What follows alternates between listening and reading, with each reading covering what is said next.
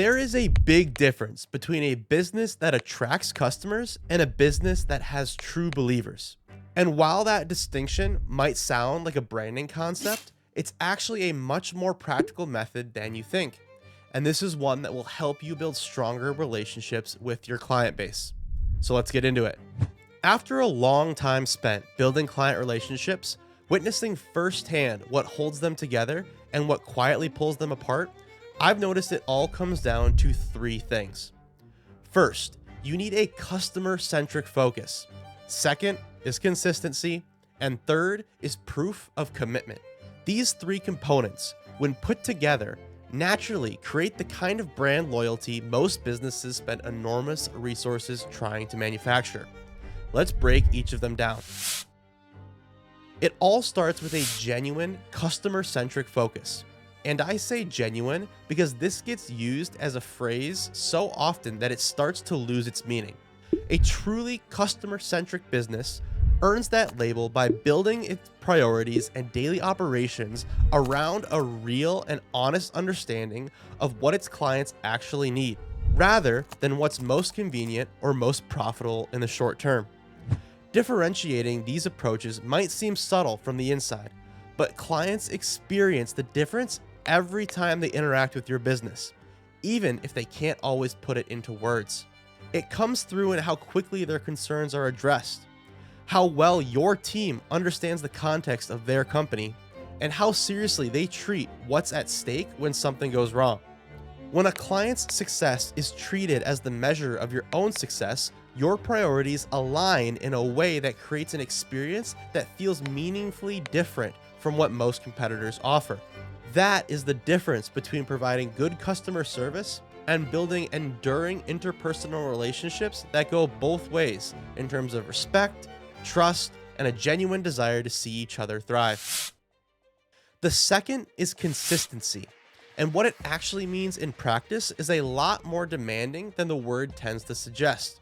Any business can manage showing up when the relationship is new and everyone is excited to work together. The test of consistency is whether the experience a client has in 1 month is recognizably the same as the experience they have in month 12, when the novelty has worn off and there is 100 other things competing for the attention of the people responsible for delivering on the promises of quality.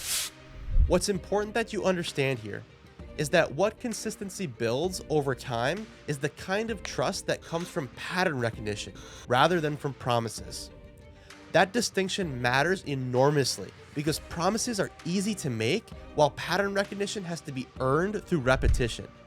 That is when a client experiences the same level of service, the same level of responsiveness, and the same level of care across all of their interactions with you across a long enough time horizon.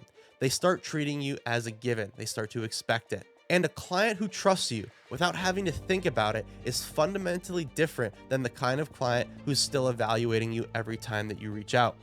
The first kind stays through hard moments, refers people whose business they value, and extends you the benefit of doubt when something goes wrong. While the second one is always one disappointing experience away from looking for alternatives. Finally, the third thing is proof of commitment. And this is where a lot of businesses that are doing reasonably well in the first two still leave real value on the table. Proof of commitment is the visible and tangible demonstration that your investment in a client's success doesn't waver when things get difficult or when delivering on what you promised requires more than what was originally anticipated. What makes proof of commitment so powerful is that it tends to show up most clearly in the moments that are the hardest to navigate. And those are the moments that get remembered and talked about long after that immediate situation has been resolved. It's the follow-up that nobody asked for, but that caught a problem before it became a crisis. Or the willingness to stay in a difficult situation until it's actually resolved, rather than until it's technically addressed. When all three of these things are present and consistently demonstrated over time, something starts to happen in the client relationship that's very hard to manufacture any other way. The shift from plain satisfaction to genuine belief in what you're building.